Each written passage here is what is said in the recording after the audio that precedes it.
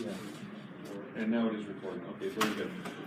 Hello, and thank you for your patience while we figured out how the heck to make all this work. I'm Alan Miedema, the tech director. Thomas, you're supposed to be covering for me. No. In Shelburne? Yeah. Okay, I'll talk to you later. That was Thomas Richards. He was covering for me. While he was here covering for me, I don't know. I'm Alan Miedema, the tech director for the North Shore School District. I'm also on the ACPEnw board. Welcome to Deb's session on student data privacy and the Super Act in Washington. This is Deb Keene from OSPI. Deb, what's your title? Director of Student Information. Director of Student Information. I think I fulfilled my requirements for the introduction. If not, JB will chastise me later.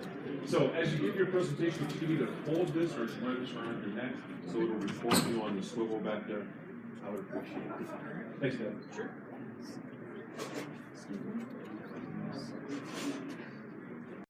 Okay, so I will go ahead and get started. Thank you all for joining me here. I'm going to guess that maybe most of you are from Washington. So as Alan said, I'm Deb Kame. I'm the Director of Student Information at OSPI. So I'm not actually an IT person, which is why when this didn't work, I was really glad that you folks were here to handle it. I'm more of a data person, statistics, reporting, that kind of thing. I've been at OSPI coming up on 5 years. Before that, I was at the Education Research and Data Center, which is within the Office of Financial Management. I was there for 4 years. And before that, I was doing other analyst work at OFM, Office of Financial Management, for a number of years. Yeah, as I mentioned, I'm not technical, other than sort of stats and reporting, and I'm not an attorney. So although I'll be talking about a law that passed, the legal side of it is not my expertise. So we are probably thinking about many of the same issues, but just in different ways. So I'm going to just kind of prompt, hopefully, some discussion so we can all learn from one another.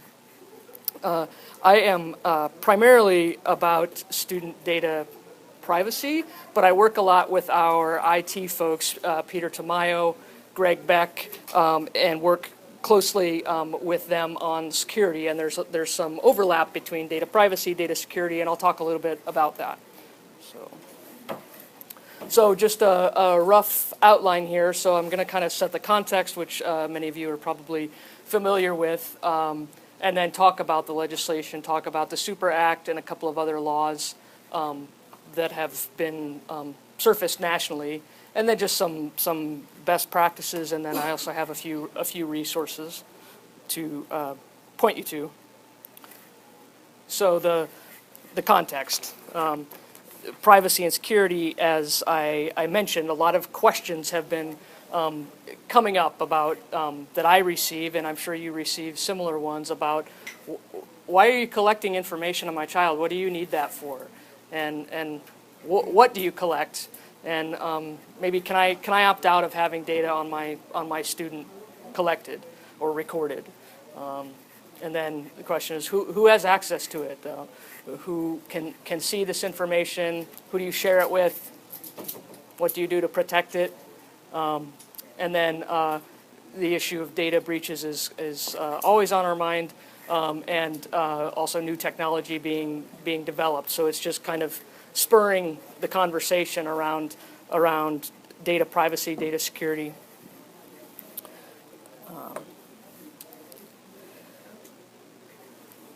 So that's just kind of spurred the movement to protect data privacy. And as I was driving down here, I decided to change the order of things. So I'm going to skip ahead to this, which was some other legislation nationally to kind of give the bigger framework. There's sort of two angles around the legislation that has shown up in Washington and also in other states.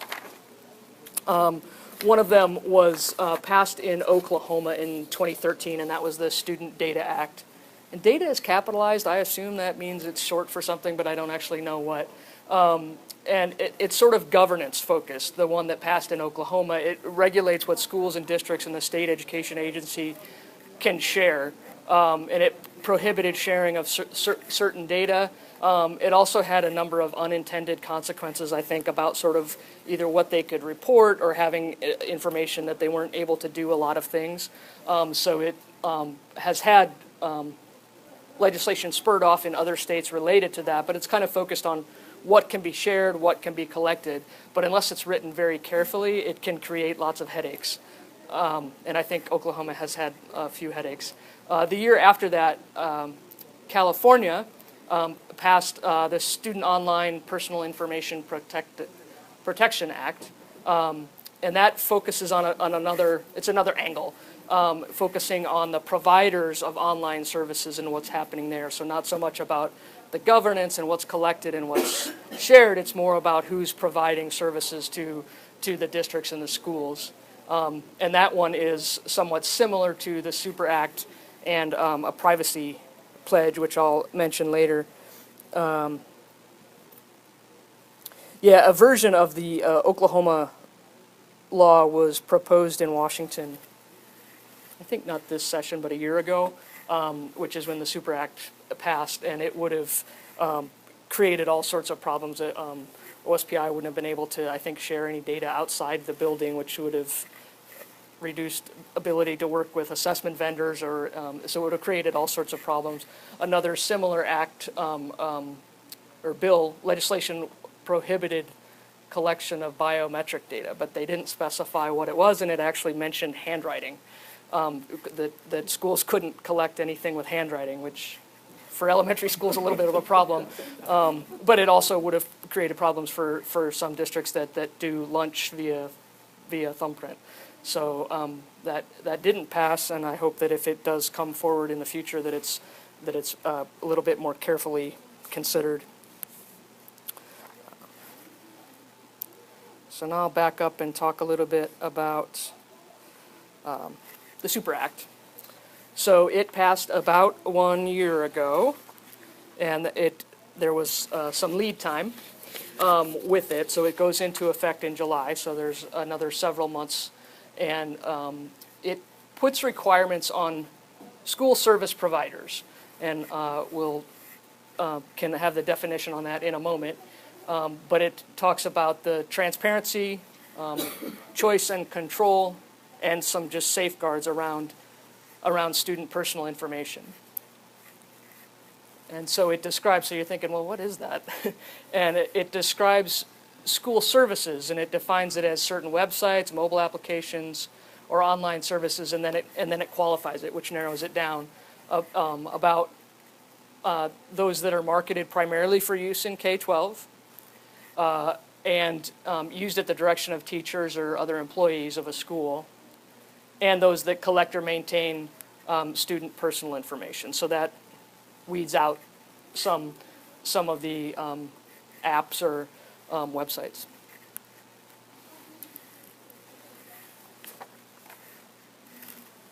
So, and now I actually have the text of the bill here, just because I thought I would include it, but I'm not going to walk through it all. So we have the definitions here. I mentioned what a school service is, and a provider, which is what this bill applies to, are those who provide school services. But we can refer back to that if we should need to. So then, what does it ask for? So for school service providers, the one is transparency. So they need to provide clear and easy to understand information about the types of student personal information they collect, and about how they use and share the student personal information. So it actually seems pretty logical, and that's kind of one of the things that I'll touch on as just a general good practice within the district, not necessarily for a service provider, but for anyone. It can help prevent questions or skepticism about the data that's being collected or used. So a second thing is that they need to provide notice before making any changes to their privacy policies. So they have to have them, but they also need to give information ahead of time if they're going to change it. And then they need to facilitate access to and correction of student personal information. So that one's maybe a little bit trickier depending on what the application is. So if a parent or a student has some information in there, they need to be able to allow it to be corrected.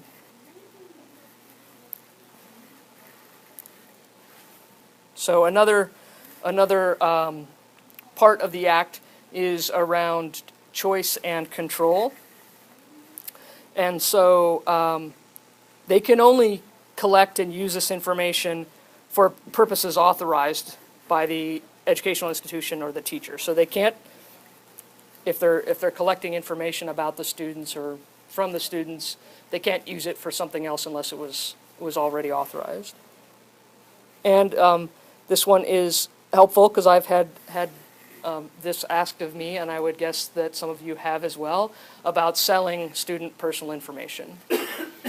So this act actually prohibits it, which is helpful because in the past we've been asked about is student information being sold, and so this is easy to say you can't, and there it is. Another one is that school service providers may not use or share the student information for purposes of targeted advertising to students. So it goes into a little bit more detail to say, well, if they've collected the information somewhere else, they could still send information to the family or something, but they can't target advertising specifically based on what they get from the application.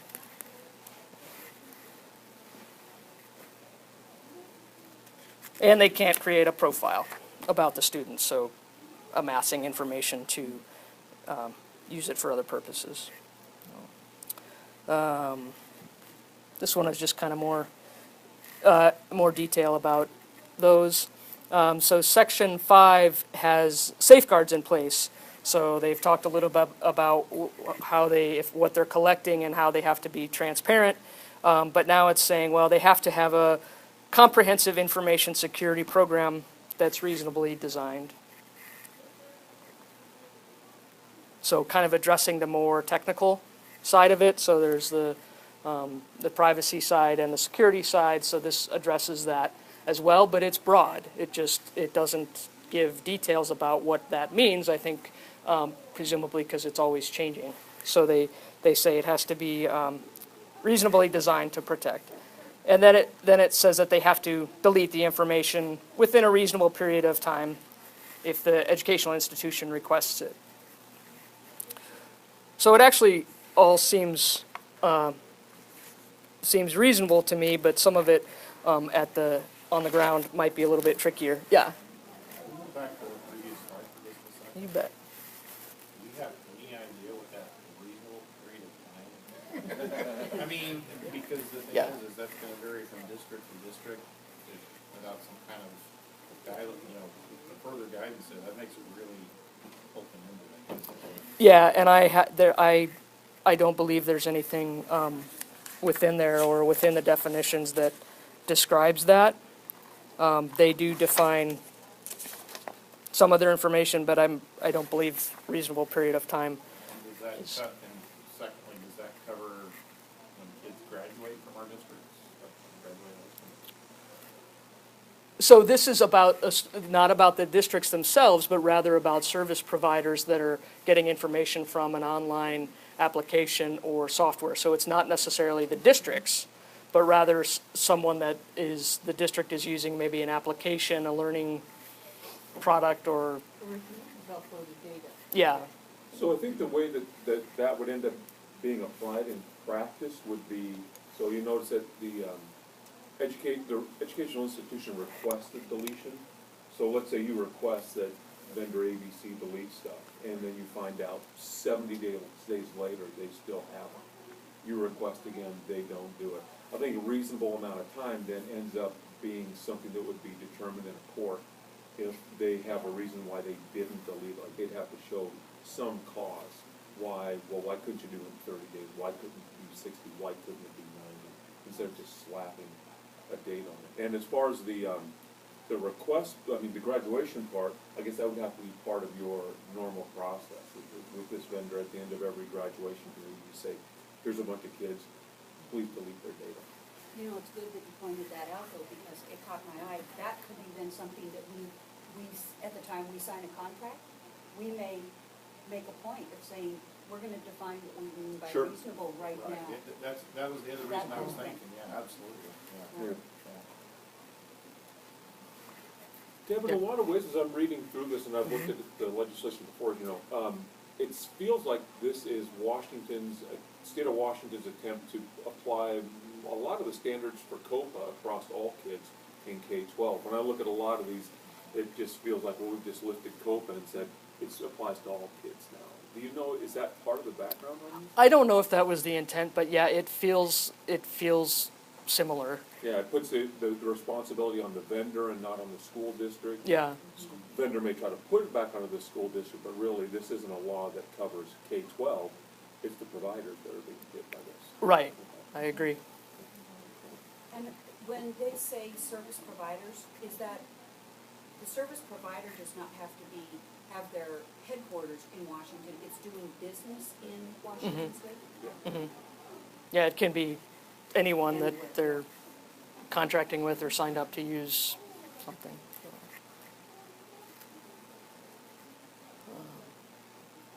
And then they have a little caveat around adaptive learning. It's not intended to prohibit that. So I actually appreciate that maybe they learned possibly from other states or different things where after they passed a law or they did rounds of it, they said, wait a minute, that would prevent you from having it work as they intended, the software or the curriculum. So, and then it just has a few clarifications around it that it doesn't apply to general websites. Oops. That it's something that needs to be targeted to K-12 and prompted by the teacher of the district, and doesn't limit the students from doing their work and downloading.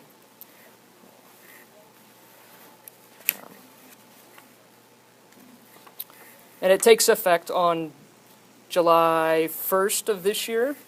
And so it's very similar, and I actually lined up, there's a student privacy pledge that many companies, I think I saw that over 200 companies have signed this pledge, and I actually lined up that pledge with the law, and they're very similar in what they ask for. So there are already companies that have sort of said the same thing in an effort to I believe, develop confidence that they're protecting the students' information.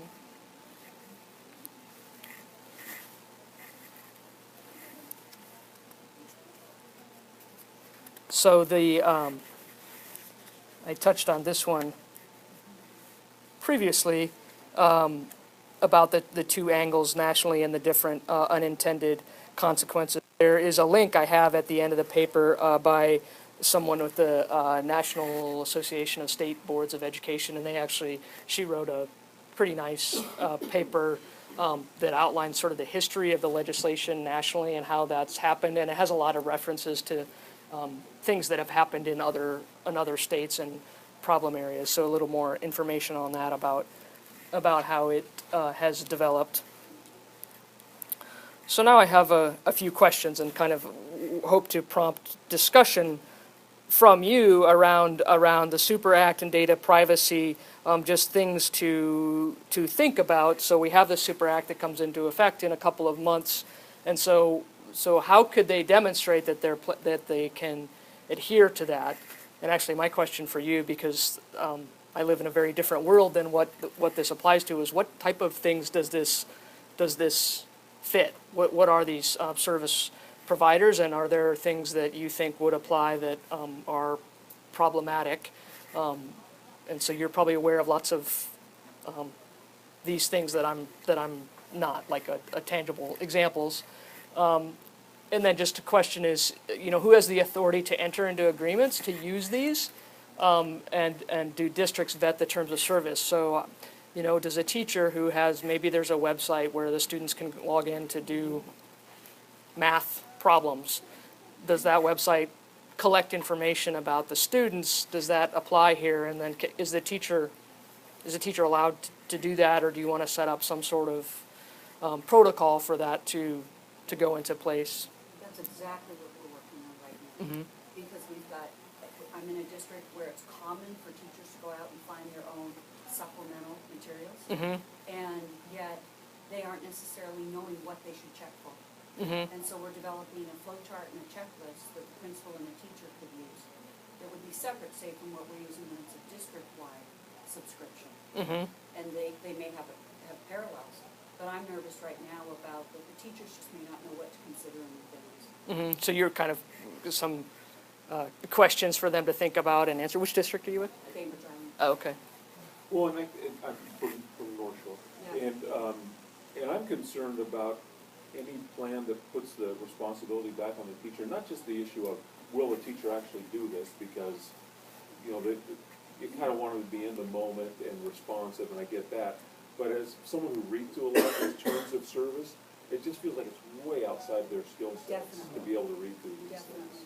And when we say clear, I mean, clear is only as clear as whoever's reading it. It's as clear as when the problem crops up, and then it's not clear at all. Right. What about, if you're rostering these applications, where do you think that fits into, are you actually shipping them the class roster information, or that? Yeah, well, I know that's great. If it's something where they come through us, through central office, then that's excellent. Then we know about it and we can work through this, and they ask but in most cases, the teacher can provide the roster and they don't ask me for it because they know, they can do the extract out of Synergy, our student information system, and provide it to the system a lot faster than make a work order, send it to me, put it in somebody's queue, and then we get the whole thing going. We put so much power in the hands of the teacher for great reasons that they can bypass us. So We have the same thing as Skybuild and Skyward, where the teachers can create those things, so. and you want them to be able to do those kinds of things, right? You want the flexibility. Right. Yeah, but also to have the protection. I wonder how much this is gonna affect teachers as far as their ability to want to try those new things that, like you were saying, Mark, that at times now they can kind of go around IT and kind of do their thing. What kind of effect that can have? Because if a teacher doesn't know about this and goes and tries this, now they're kind of put their kids in a bad spot, right? Put themselves in a bad spot by doing this because they don't know. That's my, you almost have to shut the teacher. I agree with Alan that you don't want to shut the teacher down, but you almost have to, because if you read those use policies, those actually put them on to read them, it's like, you're giving away the farm. Well, you don't most just of the click accept and Yeah. tell them. Well, most of the times, the teacher's not even authorized to accept any agreements on behalf of the district. So, That's the side. yeah, that's a whole other conversation. Can I, scenario teacher finds, supercoollearning.com, does this, personally identifiable information, and this isn't being followed. Is it on the teacher, on the district, on the service provider? So they should not even be allowing it to happen unless they're verifying with us that, is that? That's the way I read the law, is that all the responsibility, as I read it, and Deb, maybe I'm wrong, is that it's back on the service provider. So the service provider's responsibility, and again, some of these service providers are literally building their software at their kitchen table. They probably don't know this stuff, but it's still their responsibility. Would be for them to figure out, well, what state are you in, and is my product compliant to be used in that state? So in terms of a legal responsibility, I don't think the teacher takes any on, but the public relations part is what they've taken on. Let's say that ABC software gets a bunch of their data, uses it inappropriately, company's in violation. Your community's gonna be mad at you, they're not gonna be mad at ABC. So, I'd like to shed some light on something. I'm Derek Brown, I'm with Public Schools. We don't have this right to do, but here's some of the things that we're doing.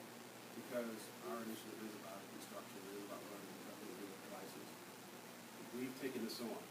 We were at the table 10 months ago, Kathleen South, the Chief Privacy Officer at DOE, and under that is PTAC, Privacy Technology Advisory Board. We work with that COSA. And so the work that they're doing, and COSA just came out with this tool, and do PII, and it basically is as a guidebook for all of us.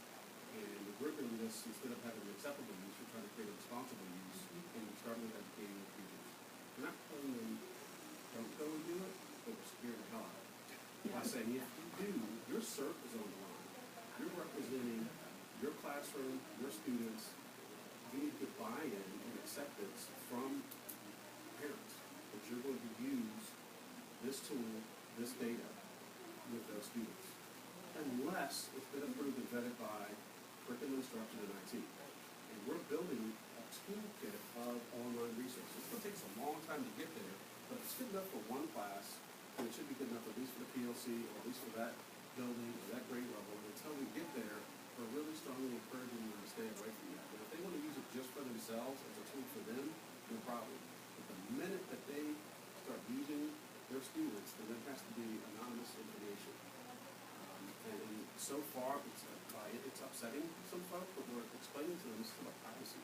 We're approaching it from that perspective, and not only will they be liable, but more importantly, the district and again, the community. What's going to happen in this is the Colombian because our information got out, and then reminding them of the things that are happening in the world. So, we're asking them to wait for us and to kind of slow down a little bit because of all the things that are coming. And our learning management system and all the digital resources we're providing and going to be putting inside this in this ecosystem that we're creating.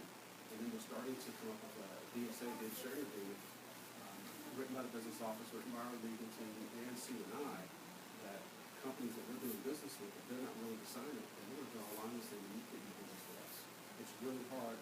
Bryce is on our team, and Bryce is caught in the middle because the teachers are calling him saying, what the hell are you doing? And it's going back to that whole education thing, why we're doing this, it's all about passion. So Derek, are you talking about putting an addendum on top of their contracts that they've got in place, or, because I think it was Massachusetts, right? And Massachusetts, Denver Public Schools has started this work.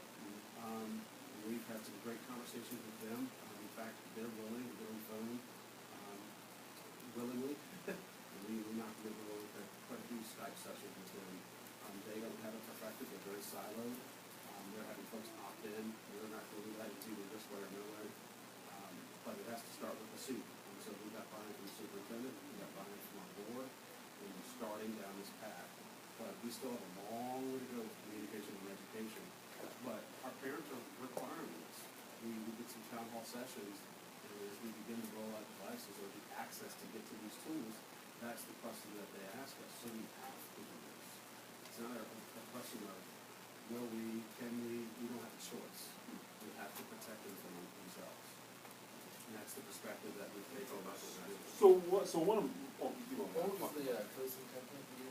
the trusted learning environment, Trusted right? learning, Yeah, it's a group, Yeah. so I worked on that with COSN and with the guys from a variety of places, and that's coming out, and that's more like a, let's say, like a process you walk through to self-assess what you've got in place. It's like a toolkit. Yeah. It's like you roll through it and you assess where you're at. And it kinda says, And it's yeah, some good yeah. resources.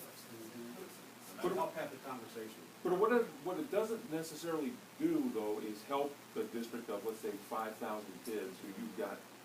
I mean, North Shore, we've got 21,000 kids, and we don't have a legal team at all, right? I'm the legal team, and I have no training at all, but I really It's a hobby.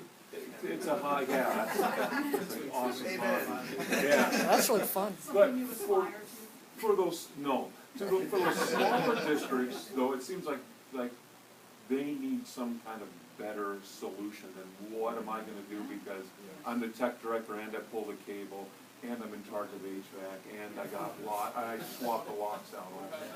Yeah. So Massachusetts, that site that does student data privacy Right. resources, hopefully gonna put what national stamp on, actually has a contract language that they Yep. use for all those individual packages that it's open to everybody. So you can go there and see what, search, for the package and get the contract, and they'll tell you whether the vendor accepted it or not. And if it did accept it, then the contract language is there that they use. And maybe that works for your district or maybe it doesn't, but it gives you an inkling of, a place to start with that company, I guess. Sorry, that kind of shame. No, this is exactly what I Okay. want to happen, is the conversation You're about. talking about, putting this on top of a teacher contract, so you get any kind of rollback. I was gonna say, I can't imagine. Just go nuts. Ask me in 6 months. But it's not, if they haven't lopped your head off by next year. But it's not coming from me. I Right. mean, this is all in the name of instruction. Right. So it's, at the end of the day, they want digital resources. Well, here are the rules. And where they messed up, and this is funny, I can tell you, curriculum was able to buy their own stuff. Well, the minute they brought us involved and said it's digital, we have a different lens that we look through, the T's and C's. And that's what started the conversation. So be careful what you ask for. They wanted the online resources, they would move away from books. Well, here are the I's we have to dot and T's we have to cross. And then we got our legal team involved, and here we are. So all we're trying to do is be compliant. We're not trying, we're just bringing things up, and then that's where they're going now. So we're just there to kind of beat the drum and remind them that this is why we're doing this, is to protect our students and to protect their data. So I'm doing a session on Friday about this topic, and I'm not gonna pick on because I get a bonus if a lot of people show up. But I'm gonna talk about, here's what we do in North Shore, here's why we do what we do, and then maybe here's what I think we should be doing instead. And I'll be really interested if we can get some folks there to help pick apart what we're doing and try to figure out what's a better solution that maybe could work for some more people. But all I know, and I'm gonna tip my hand right now, what we're doing in North Shore right now, not sustainable. I mean, it's not sustainable for 21,000 kids. And if like Mercer Island or Fife took this on, forget it, there's no way. I know you don't have the resources to do what we're doing already, and what we're doing already isn't enough. So, but it's something. No, there's a bunch of pieces to it, Randy. I have to echo what you're saying with Bainbridge, is that sometimes we have to step back and educate our teachers on what are you sharing? This is what PII is. Are you even aware of this term? And I think they're How not many aware. pieces There's equal a you should really be great doing this? video on Big Tech's website, we've shown it several times, about Quick Wrap, and oh look, Miss Jones, and you know what I'm talking about? I've shown it like 15 times, I need to show it about 50 more. And then Which one is that? they go, I'll have to find it and send it out. It's on the Big Tech website, it's about Quick Wraps, and all kinds of other things. And it is really watered down in a way that makes sense to people, and they walk away petrified, which is exactly the way I want them. How are you getting these people to watch it though? How are you getting them to watch it? Where are you showing this? They're showing it at staff meeting. Okay, I Can mean, you seriously. send that out via the app, Jennifer? Can you send that? I'll send it to the string. if you Jeff want. knows how to get them there. This is my food. Way to go. That's the only way, yeah. My organization is smaller, my wife will bake stuff. So we just need to hire your wife, and got it. Okay. So one of the things we did was build a digital citizenship curriculum based on common sense, thank you. I was gonna say common core, but based on common sense that we now, our teachers have to, that they not only take it themselves, but then they have to guide kids through it also. So that's making some headway. I'd say it's not nearly perfect, but it's so much better than where we're, because you know, you can say PII and people know what you're talking about. I'm not saying they follow the rules, but at least they know what you're talking about. So it's a start. So have you got a hangout that you're doing Friday, or do you have a session? A session. Okay. So, I noticed the FERPA question down at the bottom, and, so we're, moving into the digital curriculum, and we're way behind in our curriculum review and adoption, so we're focusing a lot of time on that now, and that's one of our goals, is to make sure that anything new moving forward, we can, access 100% digital. We may not start out that way right now, but we want to make sure that since curriculum adoptions don't happen every year, we want to make sure that we're prepared for 100% digital. And this seems to deal with like more the personal information. What about the grading part of it? Is that that's something that's come up a few times within our ed tech sessions where we're a big Google accreditation school district. We're really getting a lot of ed tech out there in front of the teachers, preparing them to really embrace and use additional technology in their everyday teaching and learning in the classroom. But if it's not part of our student information system, or Skyward, but we're doing some sort of online assessment, even if it's just, in a Google form, or some other app, a keyboarding app that's taking some sort of grade as you're going along, and then the teacher uses that to maybe influence part of their bigger grade that gets reported into the SIS. Are we okay with that student data being out there on somebody else's server? I honestly don't know if they're falling within the Super Act compliance. Does that cover assessment components as well? I honestly don't know. I would say that's subject to interpretation. I'll give you a catch to it. Research that. You're gonna have PII associated with it, so Right. it's gonna have I some mean, if student it's index. anonymous kid, So the answer would be that, even though it's not the official grade, that's going on their grade report, it's out there associated to a student user name or profile. It is a student record. Yeah, I mean, I would say we could go back and look at the definitions, but that it's identifiable. Yeah, and like if there's a contract, then do we say, where's your proof that you're in compliance with super? And have you also signed the student's privacy pledge? If you haven't, why not? I mean, is that something that now in Washington State, we amongst ourselves agree, those are gonna be standard questions along with what is reasonable time? We're gonna define that for you Pretty right good now. list out there already, 261 members. Yeah. And the biggies. so your Google form. Yep, they're on here. But that's the thing, so is the super covering, like, preferred stuff? I'd say it doesn't cover all of it. Right. Yeah, I mean, I'm trying to think about, I hadn't thought about like Google Forms and thinking about that. That's not something that's targeted to K-12, which is that's what Super Act covers. Yeah. If you're. It's a broad. Google Apps for education. What about education? Okay, So so, I think you'd be covered under that, but that's just the core suite. If you're talking with Google, like with the EFF complaint. Like I said, super computer service provider, preferably, and we're actually. Right. Also, so. One doesn't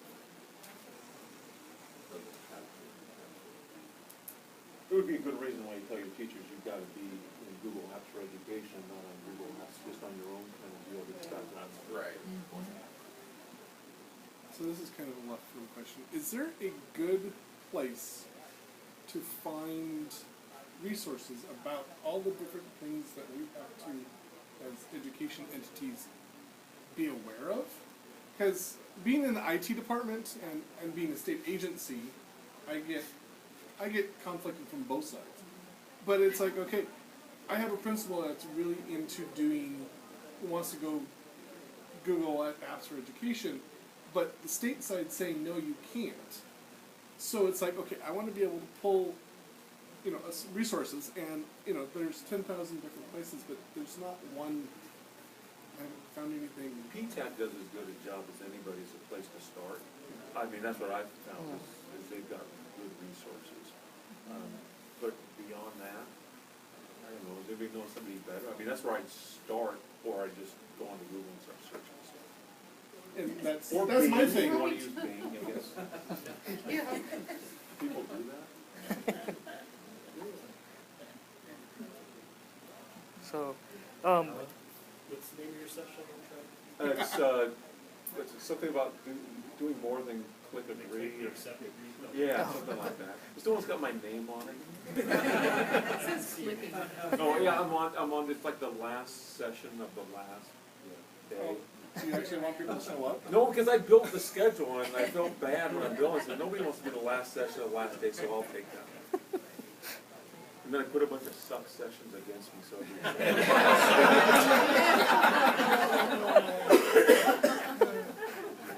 I hope somebody's in the room that's ready to say that was recorded. That's fine, I don't care. Deb, you said that there was somebody from the Department of Ed who commented on some of the national legislation, or some of the... The paper that I saw was Right. from someone from the National Association of State Boards of Education. Oh, okay, right. And were they commenting like on Oklahoma and on California, or the trends, or? Both, all of that. Yeah, so just about sort of, here are the types of bills that are out there. Here are a lot of the unintended consequences, and describes some of that. And fortunately, I think that we've avoided those so far. I haven't seen anything in the Super Act that will completely stop everything, but. Do we know if EFF, and not the Evergreen Freedom Foundation, but do we know if EFF has commented on some of this legislation? Electronic Freedom Foundation. Electronic freedom, and not that I'm aware of, but since I didn't know what it was, then I might have missed that.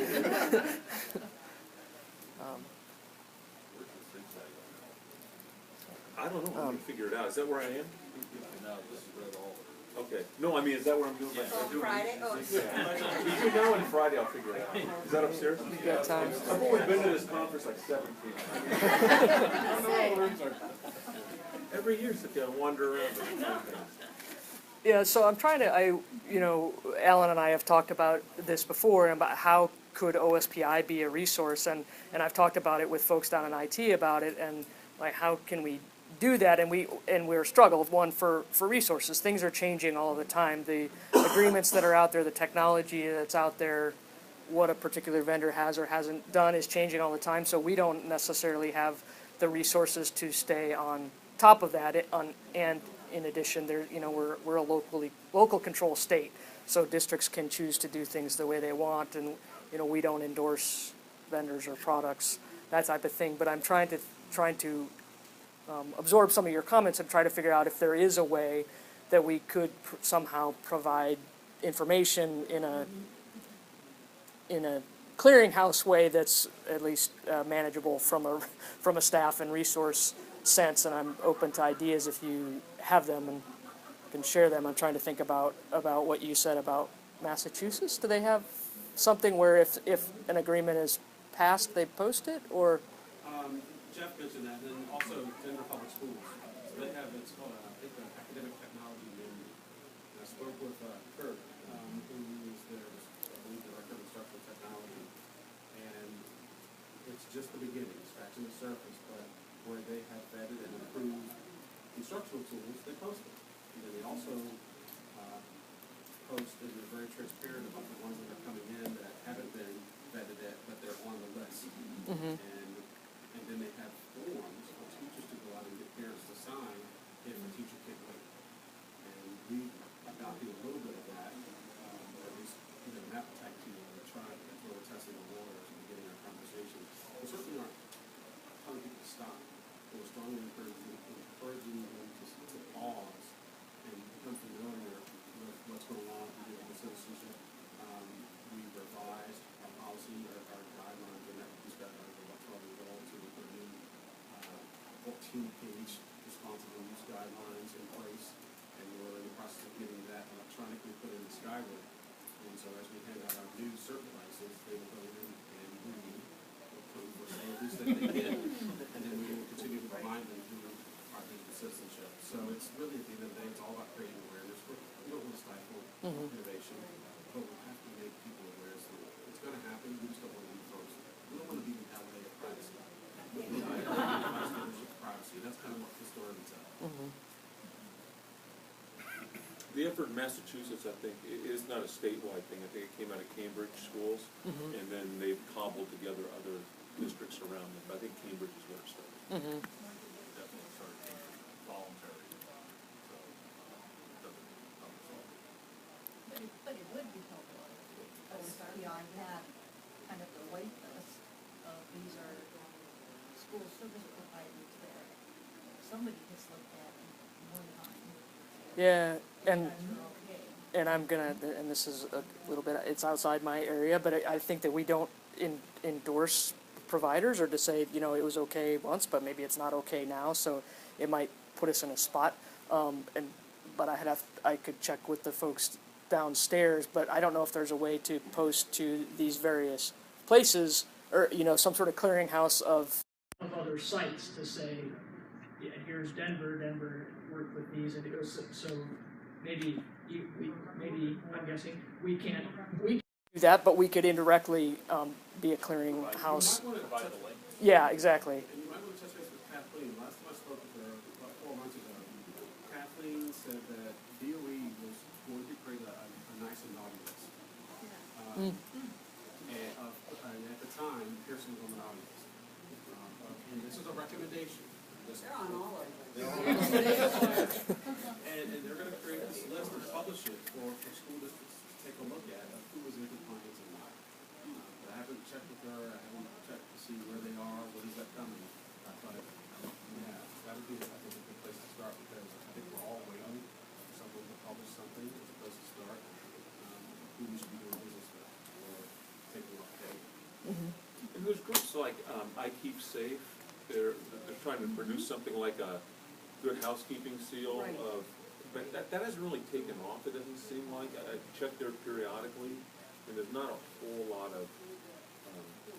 There's activity, I don't know what kind of, check back they do with these companies. What would that process be? How do we know this is fine? Sure, you can get on the blue board once, but then.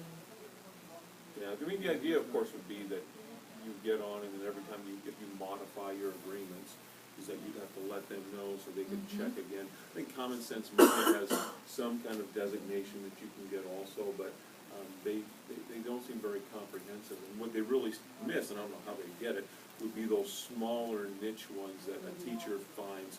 These are the ones that really kind of break my heart, is you've got someone who's got this, what looks to be a great tool, and you look at the tool and you say, I think this is actually a great tool.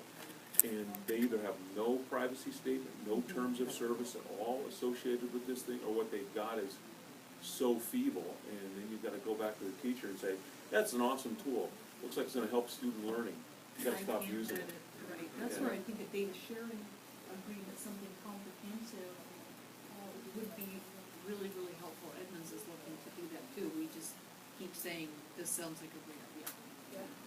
Yeah, and what even if there was something that we, and again, we all volunteer our time, but if we came up with something of, for us, here is a set of questions that we would normally go through from, say, our perspective, before curriculum adopts what they're going to adopt, saying, here are the things we're looking for, and this is part of the curriculum adoption process. And then here's the part that the curriculum team does, and here's how you communicate that information to teachers, to parents, to students. Just as not telling us each will use this, language, but here are the things you need to consider, here are conversation starters. And then do something for vendors saying, if you are hoping to do business in Washington State, while each school district makes its own decisions, you will probably be asked some of these questions.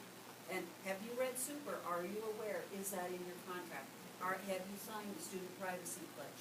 What other school districts have endorsed you, and are you on their list? So that we're prompting some of them.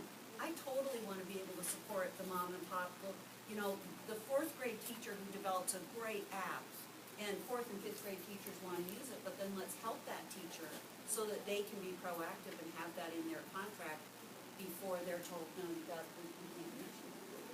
So it's kind of a two-step process where we're trying to help them so that they can help us.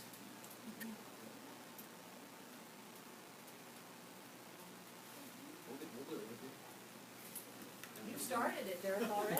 Yeah, We're doing you've got some a of lot that work. I look at knowledge, Bryce, too. Bryce, go ahead. In terms of what we started? Yeah. We started working with curriculum instruction earlier on this year when we started taking on a lot of electronic vendors. And what we would find with them a lot of times is they would just rush out and say, this is the product we want, we're going to take this. And then they'd bring it back to us and kind of leave it to us to kind of cobble back in and make it work with the roster and everything else. And we said, wait, slow down. So what we try to do now, every time we bring on a new vendor, this doesn't always happen, but this is what we're trying to do. We bring them in, we have a meeting with the vendor with curriculum and instruction and IT, so we can ask all the big questions. You know, is this gonna provide what curriculum and instruction has? Is there a way they can assess the results? Can we do the rostering? Is there a way we can do it without having to do SFTP or the teacher having to enter in every student name individually? Make sure they meet the security and privacy needs, things like that. And we're kind of getting that formulated into a process and into a form, and I think, you know, maybe next year sometime we'll kind of get that on track. That's something that I'm sorry, I'm looking at you and saying, Evergreen, I gotta talk to that guy. Edmonds has been doing this for a number of years. We have a triumvirate between money for licensing, instructional technology, and data that has developed an online review form for vendors. If people say at the PE, you know, the PE TOSAs, oh, we wanna use WellNet instead of FitnessGram, we send the vendor a form, they fill it out, we review it, we come back, we negotiate, we talk questions. But that's great when it's something big and it comes to us at first. So it is starting that conversation, but it took years to get to that and to start having conversations with the TOSAs and the curriculum people and to let them know that, okay, this is a service that we're gonna help you with, that they were even aware of it, that we were their good guy friends, not the people who were gonna shoot all their ideas down. And it took a lot of years to get to the point that is not 100% here in our district at all. But it's made a lot of inroads, and we're constantly looking at that form. Do we have the right language on here? No, let's go back and change this. Let's do this. But it's a Google sheet. The responses are there. They're kept. We look at it, we evaluate it, and it's really helpful. But my takeaway from you, Randy, is what simple thing can we put in front of the teacher that says you even want to do this, or you should be thinking of this if you don't go through this process. And there's a lot of things that are free, that they're not gonna Right. run through us. Right. They're just gonna sign up Yep. and send all their, And say, now make it work. And do you think those agreements are better or worse than the paid ones? The free ones, how much pay do you think they're grabbing? Oh. They're making money somehow. Yes. They're making money somehow. And you're not cutting them a check, so they're not. and those are the ones we don't know about.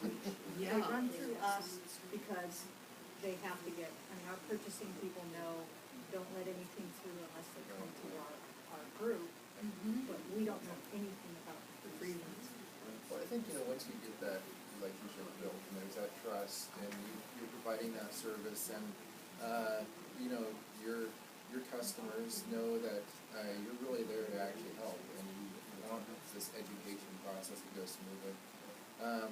Then, you can start having some of these systems in place where if there's ever any, you're not ever gonna get everybody, but, if they know to at least check, if there's any question at all, or, hey, I'm actually going out and using this new app or service, I remember now I'm supposed to check with IT, or check with whomever, or follow this sheet. We've had a fresh start in the last couple of years with our district, and kind of a new relationship we've been forming with the district from technology, and boy, once you start putting that service out there and people know you're there to help, the floodgates open up and you're getting questions and learning things that you had no idea were even happening out there. So that's the thing you wanna keep going, right? Yeah. You build trust, you've been responsive, Yep. and so you wanna put a process in place that Yeah. continues to foster that, because otherwise it'll revert right back to where it And was. ultimately, I think, it's not like teachers are looking to spend 2 extra hours at the end of their day trying to find something. So if we have solutions out there, then great. They won't go searching to find, the mom and pop free app or whatever. That's the other thing, we've gone back to our department heads as well and asked them, okay, we picked on CCTE and said, what are the programs that you're using across the system? And can you get in front of the green on a tool so that the teachers aren't using 4 or 5? And then we let them get in the room with gloves on and work it out. And when you finish, you figure that out, come back and let us know, and we'll help you. And they're doing that. And then we're now starting with world language, we're doing the same thing. And this is how we're building our toolkit along with that tech. And so, curriculum instruction and assessment meet regularly. We added a T to the end of it, it's CF, curriculum instruction, assessment, and technology. We meet monthly now with them, and we review all these requests that are coming in. Is it perfect? No way. And we're doing everything we can to continuously improve the requirement. And it will always be work in progress. But the fact that we're having the conversation, and the teachers know we're doing it to the best interest of their most important kids,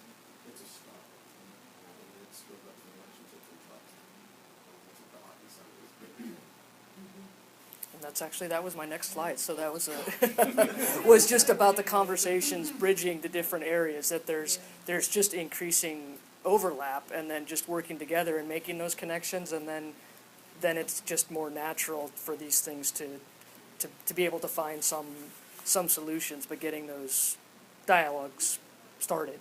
So is exactly it. And then I think the last one I have.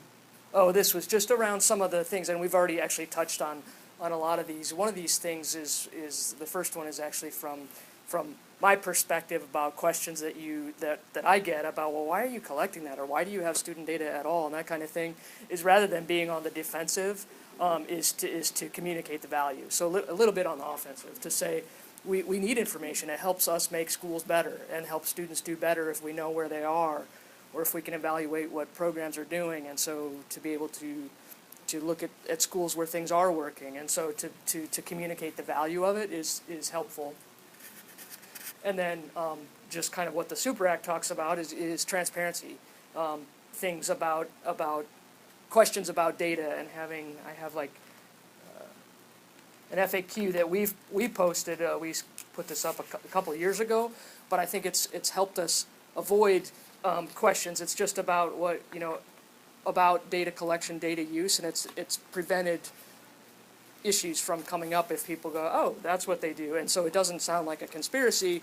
It's more, oh, that's why they have the data, and that makes sense, and then just the clear language. So some of that can bridge between the vendors, and they ought to be doing these same things that help us is going to help them if they explain what their policies are.